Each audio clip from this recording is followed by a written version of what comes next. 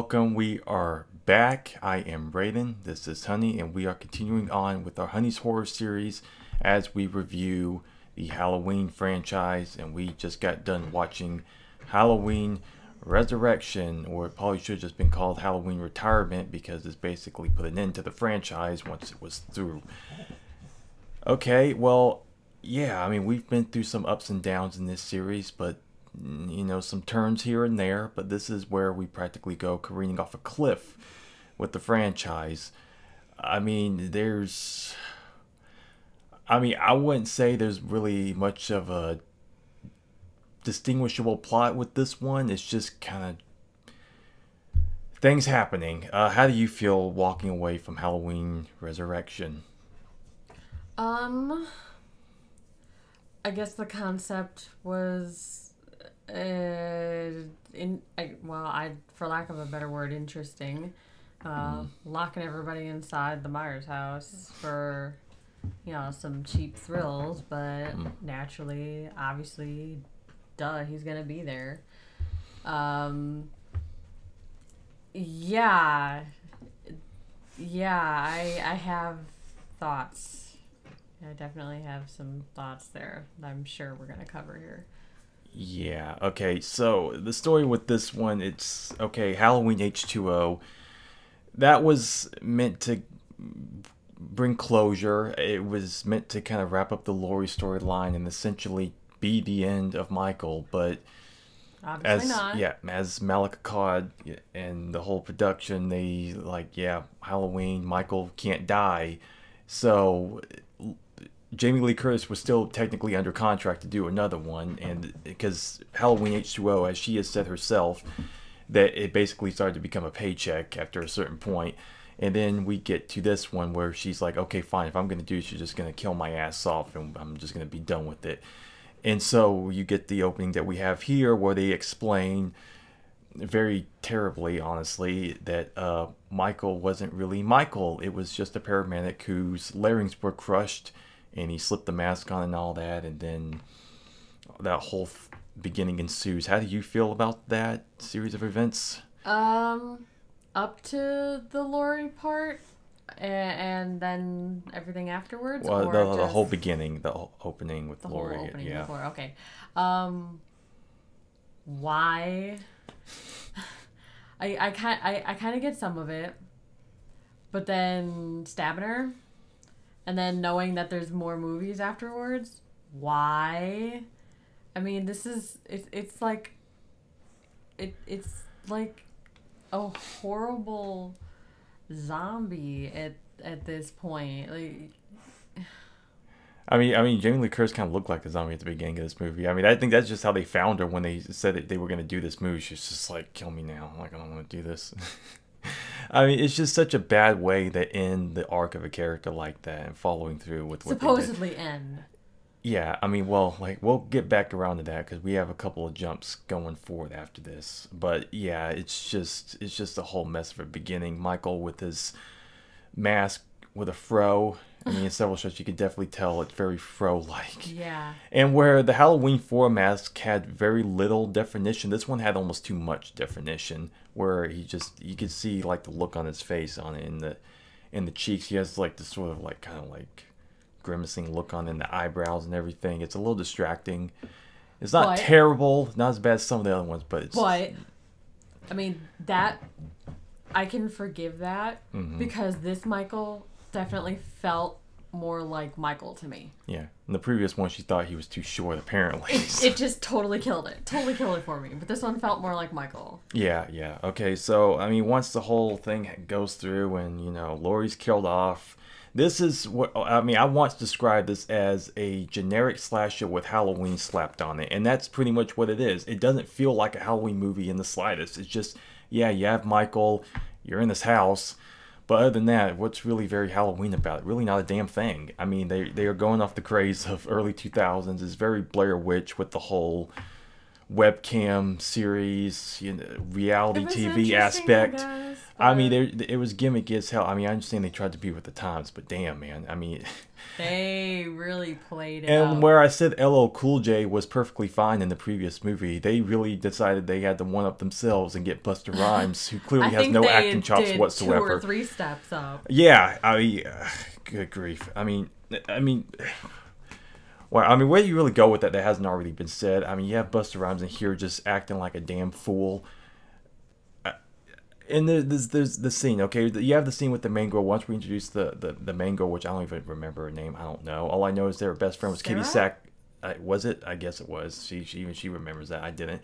But her best friend's Katie Sackhoff in this movie, which, yeah, we all know who that is. But I mean, the scene where she goes to his hotel when she's like, oh, I don't...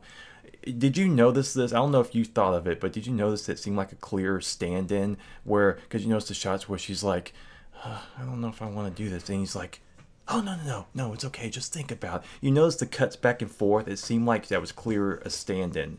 Like, they were not talking to each other in that scene at all. I noticed it distinctively during this watch. You'd have to play it back for me. Well, I'm telling you, I'm watching it back. It's just like these two were clearly not reacting to each other in this scene at all. It's just one of those clear things where they were not trying whatsoever. Now that you mention it, when he was like, yo, calm down, or whatever that line was, I'm like, but she wasn't. I know, she was like doing anything. She's so monotone throughout that whole moment. She's like, yeah, I just don't want to do this. Like, I don't know how to feel about it. And she's just like, hey, slow down.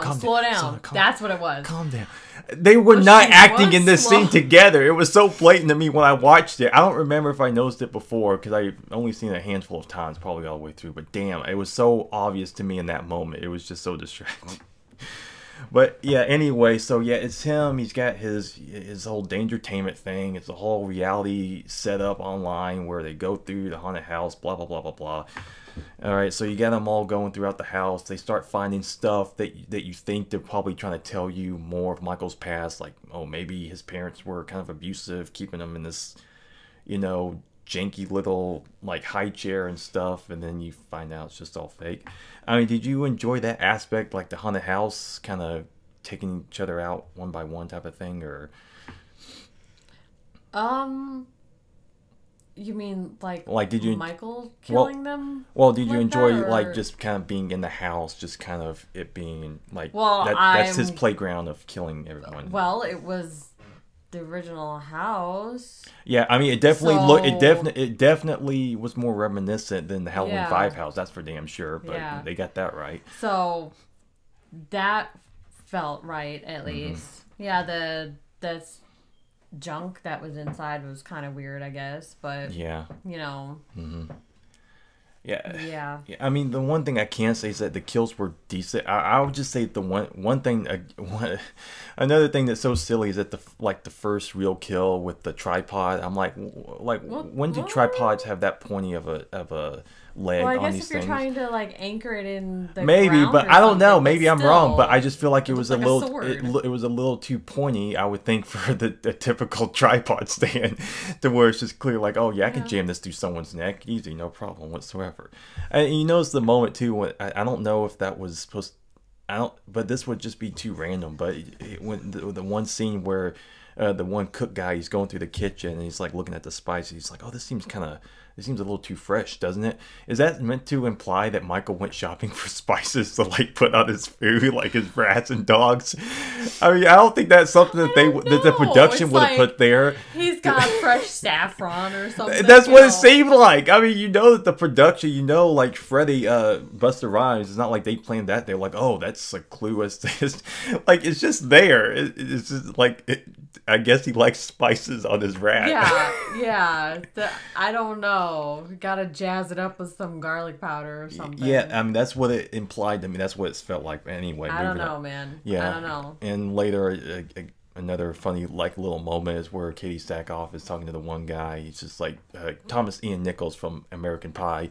He's trying to talk to him. I thought that's who that was. Yeah, and the taking the top off and everything. And then you have this one shot of Michael kind of emerging from the shadows in the hallway. He's just like, oh, I'm about to see this.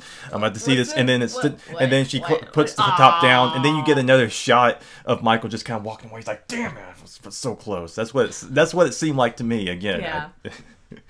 But a problem I had though was with his kill, Thomas Ian Nichols, when Michael comes busting through the mirror, grabs him, and stabs him. I have a major problem with that because I know they're all in this house and everything, but I mean the house is not that damn big. It's not a mansion. Everyone would have heard shattering glass and screaming bloody murder as this was happening. It's like it's like stab, stab, stab. He's like, ah, who wouldn't have heard that? Who wouldn't have heard that? But the house is not that big. No, it's not that big. But also, I mean, I guess the other kids were like expecting jump scares because ooh, haunted house, but every other moment though, like they reacted to something, but no one reacted to that at all. And how do you find time later that I know he likes to replace bodies in places that pop out later on, but when did he have time, and is he that damn sneaky where he could have snuck his body in the attic later on where it could have popped down? When was he able to do that?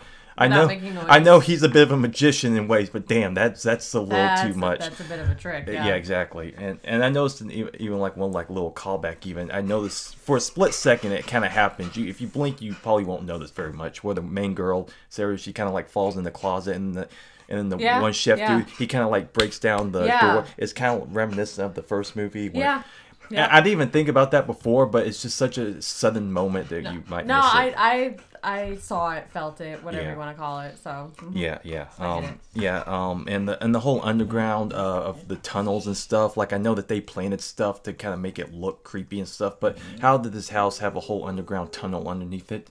Who built that? Who? Explain. No, there's no explanation. I don't know. I don't think any of the movies said anything about a tunnel. I get him kind of living. It's a regular old house. Like why would that be there? No reason whatsoever. Absolutely none. Yeah, but you seem to have somewhat kind of enjoyed Freddy's moments, I would say. Well, some of them, yeah. Yeah, I mean, I don't know. It was just seemed typical. I mean, the first little bit when they were first starting and everyone was first gathering, and then, everyone traveled there, I was like, oh, this isn't Busta Rhymes. And then he's busting out the cursing and the attitude. And the kung fu. That's Busta Rhymes. Yeah, exactly. I mean, it's gotten to the point where it's been so long to where I'm just like... Yeah, that is what it is, I guess. And also, one thing I want to point out, I don't know if I've noticed this before, but I just remembered, but I noticed that once the moment where Michael, he had the cord around his neck and he got hung out the window, they have an upward shot, and you could tell it's not sky, it's clearly a studio ceiling. Like, it was clear as day. I don't know, that just goes to show how lazy that they were with this movie, that you could see a clear studio ceiling above where he's supposed to be hung, but whatever. And of course, at the end... whole climax, garage is burning up, and Michael gets chicken fried dick, apparently, because he burns him, and you could hear this weird scream of Michael, if you notice how audible it was, so you kind of have this, oh, it's kind of like a ghoulish sound. I think so? Yeah, it's really stupid. It's really stupid. I mean, so... Busta Rhymes kills Michael Myers, or kills the franchise at least. So yeah, closing thoughts on Halloween Resurrection. Yeah, I'm going back to what I said earlier. Definitely felt more like Michael. The kills were definitely, I've been wanting better kills, so we got that for sure. Like, the one dude stabbed up to the door. I mean, that's like the original. Yeah, it's decent. But yeah, it was a really weird concept. Interesting cast. Poor Tyra. Whatever. Yeah, poor Tyra Banks. Yeah. Yeah, I mean... It was better. But, not perfect. Yeah. I mean, I would essentially just give the movie a solid 1. I mean, this was a fairly fun viewing, but at the same time, it just does nothing to serve the original by any stretch of the imagination. It's basically a giant dump on what the original was. I mean, there's just hardly any saving grace for this movie, I would say. Anyway, that is our review of Halloween Resurrection. We hope you enjoyed, and we will see you next time. Bye for now.